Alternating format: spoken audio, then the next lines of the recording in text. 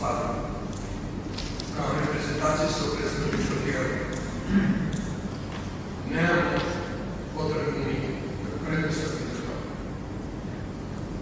non sottolineare che dovremmo tanto governare il Parlamento.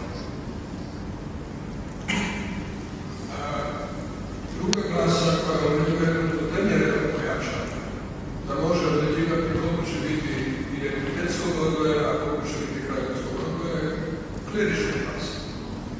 Klasa klerika je postala jedna od najmoćnijih klasa na državi. U medijima, u obrazovanju,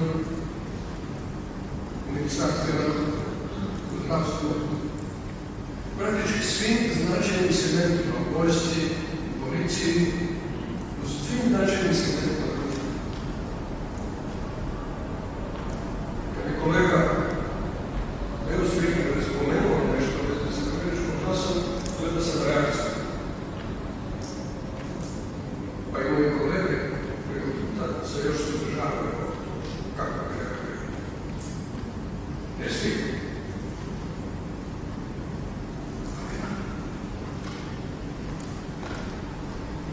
I konačno, postoji klasa braniteljstva.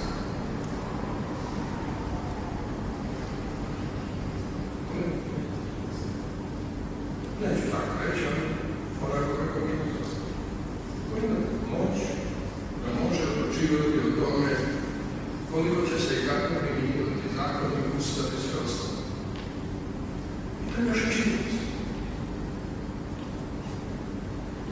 Jesu li to neformalne moći? Nisu. Najčešće su vrlo formalizirane. Neke nisu ustav. Neke nisu međunarodni ugovori. A neke od njih su golemi količinama moći ili strane po kojima strane ovisi. I sad bih prešao na ovo čemu smo se danas našli. Što se tiče mene i stranke koje pripadam, kad su prvi put došli u kabinetu na Filozofskom fakultetu, predstavnici sindikata koji su tražili podršku i predstavnici udruga koji su tražili podršku da se smanji prag sa 10% na 5%, ja sam primio još biti pomagac.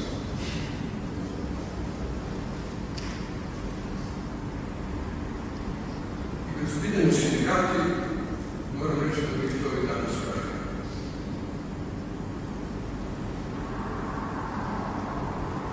Ali nisam siguran da bih to radio za drugu vrstu, neka mi tada nije referendumskih inicijativa. Ako prethodno ne postoje određena ograničenja od toga, što može biti predmet referenduma, što ne?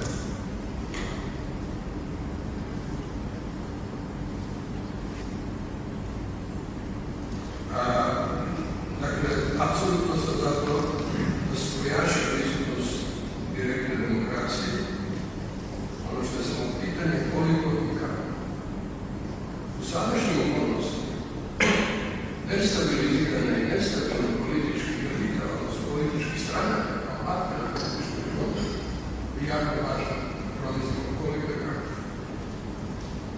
Koliko ambiciozno kao što ovdje je navedeno, sigurno nije moguće. Ja ću reći na kraju što mislim da mi kao stranka možemo podržati. Dakle, mi direktnu demokraciju razumijemo kao način kako se može jačati predstavnička demokracija. Ali ne uništava. Ali ne biti zamjenjeno. Kao što postoje intencije da se to napravi. Kao što postoje namjere da se zapravo do toga dođe.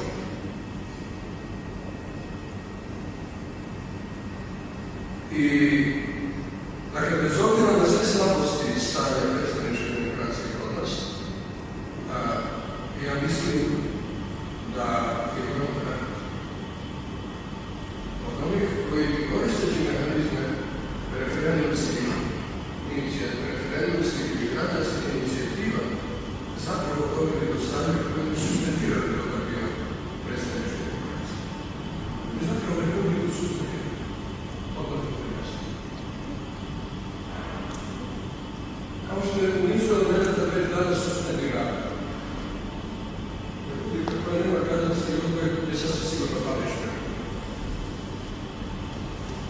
koji rezultati bespošteni, kao što je koji rezultat onoga što nema da je narod veru. Ali taj narod nije potpuno narod, nije cijel narod. Kasno ćemo vidjeti ono nešto reći zašto nije cijel narod.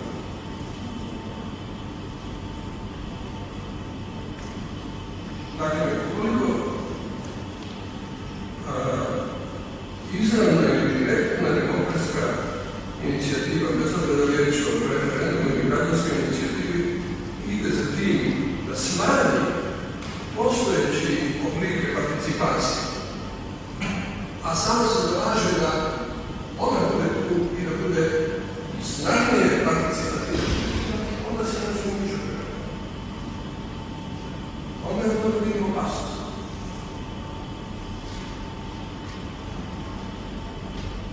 Onda to može voditi neke restriktiranje i neke referendumske inicijative su opasne. Ako zakon u kojem se jamči pozitivna diskriminacija, bilo manjina, etnički, bilo žena, bilo neke treće manjinske grupe, postoji predmetom takve. A one su samo instrumenti participativnosti. Za one koji su u položaju koji je drugačiji od većine. I ukoliko to posluži kao pokidač za referendumsku inicijativu i za referendumski cilj, onda je naravno možemo sumnjati. Namjerno je cilj nije jačan participativnost, nego smanjivanje participativnosti.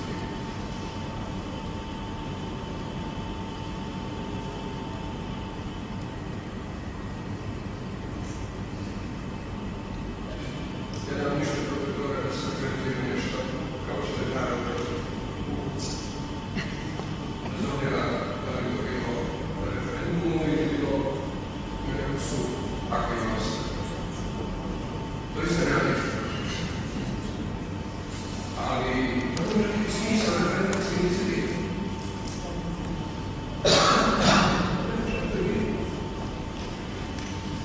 Koliko izvještaja koje imamo, potvrđuje.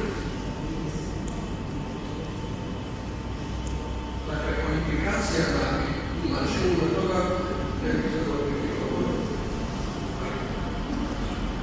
Implikacije i konsekvencije su toga krajnje preopasne. Toga bi ljudi misle da mogu oduzeti mandat. Kao što smo čuli prije pazara. Dakle, da mogu pozvati saborskog zastupnika.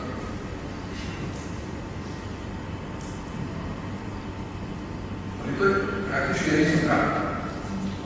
U istoj priči, u istom diskursu, u istom mentalitetu. Dakle, da, participativnost da, ali ne tako da se ugrozi postojeći stupanj onoga što je očuvano kao reprezentativna predstavnička demokracija i postojeći stupanj participativnosti.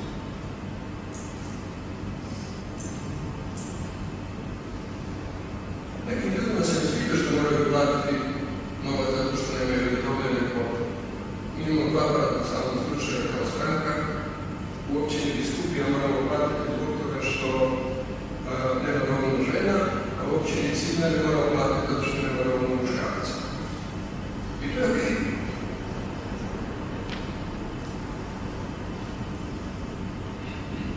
Ali uhvatiti tu priču kao što su neke referendumske inicijative dogodile, da se smanjuje obim participativnosti i da se koristi argumenti koji su krajnje opasni. To u tom smislu kompromitira direktnu demokraciju na referendumu. U suočavanju sa predstavničkom demokracijom. A ja jesam u suočavanju. I jesam za demokraciju. Što se tiče ovih prijedloga,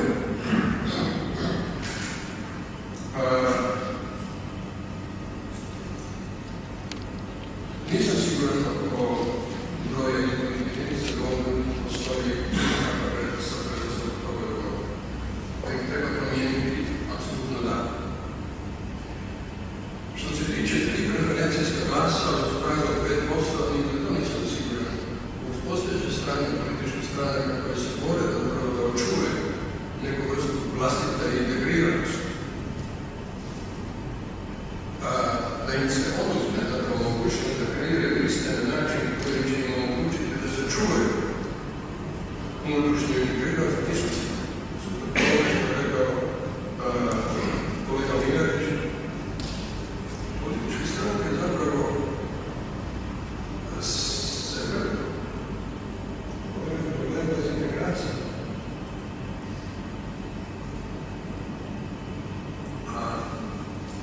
Dobar dio. Pogledajte DFT, pogledajte HDZ. O drugim neću govoriti. Dakle, dobar dio ovoga što je ovdje navedeno, moj klub zastupnika, odnosno naš klub zastupnika, može podržati i podržat će. Samo pitanje kako doći do tog minimuma u kojem ključne političke stranke, odnosno sve političke stranke u Saboru mogu doći do suglasnosti i kako mogu s jedne strane očuvati vrijednosti i postignuća u predstavničkoj demokraciji i kako otvoriti više prostora za